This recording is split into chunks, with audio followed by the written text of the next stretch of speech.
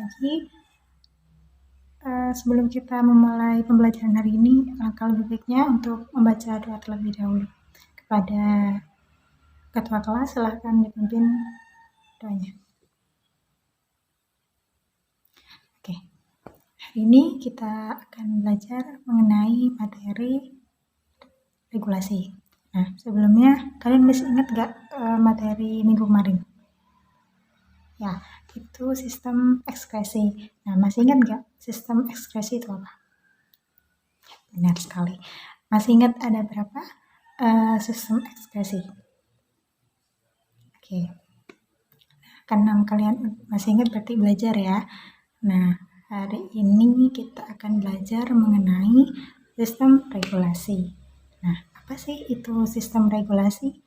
Mari kita bahas bersama-sama. Bismillahirrahmanirrahim.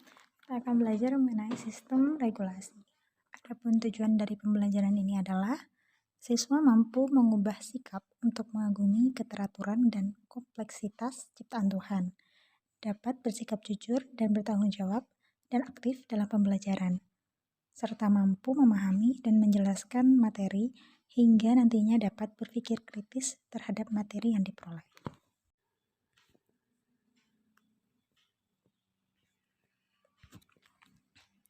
Sistem regulasi. Sistem regulasi berfungsi mengatur kerja seluruh sistem organ yang ada pada manusia. Misalnya, jika tangan Anda menyentuh sesuatu benda yang panas, maka Anda akan cepat menarik tangan Anda. Peristiwa tersebut melibatkan beberapa organ tubuh yang diatur oleh sistem regulasi. Pada bab ini, kita akan mempelajari mengenai bab regulasi, tentang sistem apa sajakah yang termasuk dalam sistem regulasi, bagaimana sistem regulasi, dan bagaimana jika sistem regulasi mengalami gangguan. Dengan mempelajari materi ini, kita akan mengetahui cara kerja tubuh kita yang begitu kompleks. Apakah yang dimaksud dengan sistem saraf? Sistem saraf merupakan jaringan kompleks yang memiliki peran penting untuk tubuh. Sistem saraf kompleks dapat dibagi menjadi dua, yaitu sistem saraf pusat dan sistem saraf tepi. Sistem saraf terdiri atas otak dan sumsum tulang belakang. Sementara sistem saraf tepi terdiri atas sistem saraf somatik dan otonom. Kedua sistem ini bekerja sama untuk mengendalikan seluruh aktivitas di dalam tubuh, baik secara sadar atau tidak sadar. Proses penyampaian informasi memerlukan suatu media, yaitu sel saraf atau neuron. Informasi yang disampaikan berupa impuls saraf. Di sini terdapat gambar sel saraf atau neuron, di mana pada masing-masingnya memiliki fungsi, yaitu yang pertama pada dendrit, yaitu memiliki fungsi menghantarkan impuls atau rangsang dari ujung akson neuron lain menuju badan sel saraf. Kemudian akson merupakan serabut saraf yang panjang namun tidak bercabang. Akson berfungsi menghantarkan impuls dari badan sel saraf menuju neuron lain. Kemudian akson merupakan serabut saraf yang memiliki selaput. Pada akson terdapat selubung melin yang terdiri atas sel-sel secawan. Selubung melin berfungsi meningkatkan kecepatan mengirim impuls. Di antara selubung melin terdapat bagian akson yang tidak memiliki selubung yang disebut nodus lanvier. Sama seperti selubung melin, nodus lanvier berfungsi mempercepat jalannya impuls.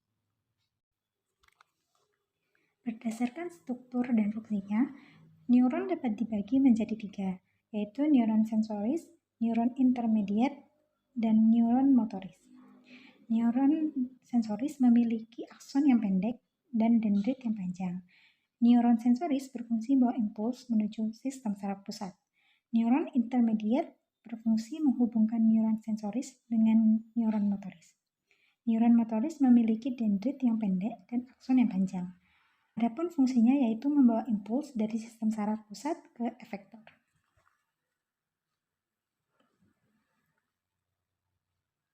Apa fungsi sistem saraf bagi tubuh kita?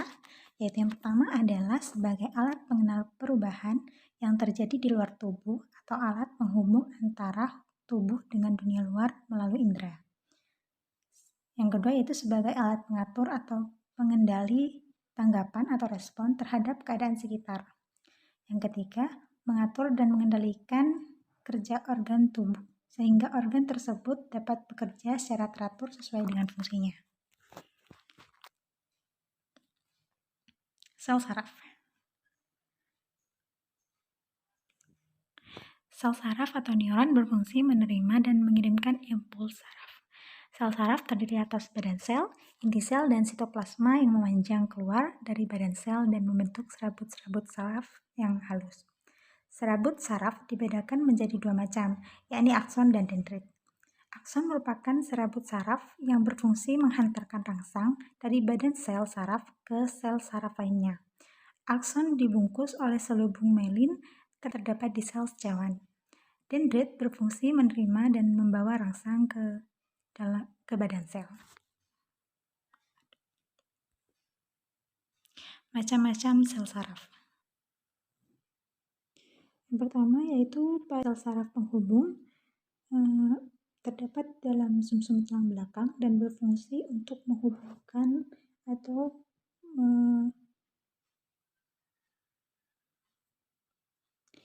terdapat di dalam sumsum tulang belakang dan berfungsi untuk menghubungkan atau meneruskan rangsangan dari sel saraf sensorik ke saraf motorik. Yang kedua yaitu saraf sensorik, juga disebut sebagai sel saraf indera karena berfungsi membawa rangsangan dari indera ke saraf pusat atau otak dan sumsum tulang belakang. Yang terakhir adalah sel saraf motorik, gambar yang ketiga, yaitu berfungsi membawa rangsangan dari pusat saraf ke otot atau kelenjar. Berikutnya adalah sistem saraf pusat. Sistem saraf pusat terdiri dari otak dan sumsum tulang belakang atau medula spinalis. Otak adalah pusat koordinasi utama. Di dalam otak, semua kegiatan tubuh dikontrol dan dikendalikan dengan baik. Otak dibagi menjadi dua bagian, yaitu bagian otak besar dan otak kecil. Otak besar terdiri atas dua belahan, yaitu belahan kanan dan belahan kiri, dan keduanya memiliki tugas masing-masing, di mana bagian otak kanan mengendalikan bagian tubuh kanan dan bagian otak kiri yang mengatur tubuh bagian sebelah kiri. Otak belakang dibagi menjadi tiga, yaitu otak kecil, pons paroli, dan medula oblongata. Sumsum tulang belakang merupakan penghubung antara sistem saraf pusat dan sistem saraf tepi. Sumsum tulang belakang berfungsi menghantarkan impuls menuju otak dan berperan dalam proses gerak refleks. Pada otak depan terdapat pula talamus dan hipotalamus. Talamus adalah bagian yang berperan sebagai pusat pengolahan atau interpretasi. Impuls sebelum disampaikan ke bagian lain di otak, beberapa impuls juga dapat diolah pada talamus. Antara lain yaitu rasa sakit, sentuhan, tekanan, dan cahaya. Hipotalamus berfungsi mengatur suhu tubuh, tekanan darah, rasa lapar, haus, kontraksi otot, dan ritme tidur. Selain itu, hipotalamus merupakan tempat pengaturan kelenjar hipofisis yang menghasilkan hormon. Sistem saraf dibagi menjadi dua, yaitu sistem saraf aferen dan sistem saraf eferen. Sistem saraf eferen dibagi menjadi dua, yaitu sistem saraf somatis dan sistem saraf otonom. Sistem saraf somatis bekerja secara sadar dan sistem saraf otonom bekerja secara tidak sadar. Sistem saraf otonom dibagi menjadi sistem saraf simpatik dan parasimpatik. Sistem saraf tepi mengandung 12 pasang saraf kranial dan 31 pasang saraf spinal. Selanjutnya yaitu gerak refleks.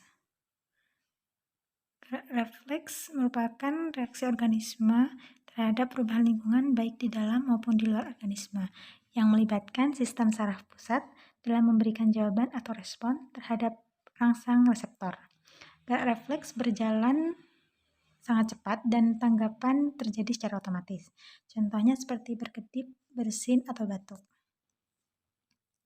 Pada gerak refleks, impuls melalui jalan pendek atau jalan pintas yaitu dimulai dari reseptor menerima rangsang, kemudian diteruskan oleh saraf sensorik ke pusat saraf, diterima oleh saraf penghubung tanpa diolah di dalam otak, lalu dikirim tanggapan ke saraf motorik untuk disampaikan ke efekto, yaitu otot atau kelenjar.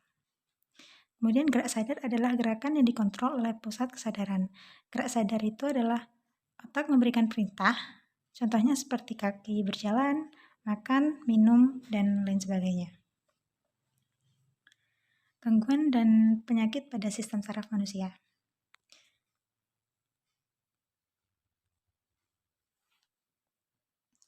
Yang pertama yaitu penyakit Parkinson. Parkinson ini disebabkan oleh berkurangnya neurotransmitter dopamin. Penyakit ini ditandai dengan tangan bergetar, sulit bergerak, dan kekakuan otot. Penyakit ini biasanya menyerang orang-orang yang berusia 40 tahun ke atas. Yang berikutnya adalah stroke. Penyakit ini disebut juga penyakit kematian pada sel-sel otak. Stroke dapat disebabkan oleh tanggungnya aliran darah. Tekanan darah tinggi merupakan faktor yang sering menyebabkan stroke. Stroke dapat menyebabkan reaksi motoris terganggu sehingga muncul kelumpuhan sebagian anggota tubuh. Kemudian yang ketiga adalah epilepsi. Epilepsi merupakan suatu penyakit akibat dilepasnya letusan-letusan listrik pada neuron-neuron di otak. Gejala penderita penyakit ini yaitu kejang-kejang, kehilangan kesadaran, dan gangguan mental. Penyakit ini dapat disebabkan oleh gangguan metabolisme atau adanya bekas luka pada otak sewaktu kelahiran, infeksi, dan tumor. Yang terakhir adalah poliomyelitis, yaitu penyakit yang disebabkan oleh infeksi virus pada neuron-neuron motoris, sistem saraf pusat. Penderita ini memiliki gejala-gejala seperti sakit kepala, panas, sakit otot, dan kelumpuhan. Terima kasih. Sekian penjelasan materi dari saya. Mungkin ada yang ingin ditanyakan?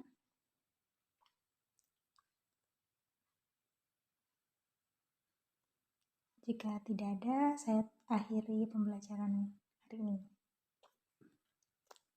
Oke, untuk materi hari ini Ibu rasa sudah cukup.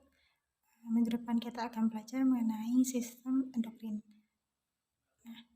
Nah, sebelum kita mengakhiri materi hari ini, alangkah lebih baiknya kita berdoa bersama-sama terlebih dahulu. Silakan untuk ketua kelas memimpin doa lagi. Cukup sekian dari Ibu, kurang lebihnya mohon maaf. Assalamualaikum warahmatullahi wabarakatuh.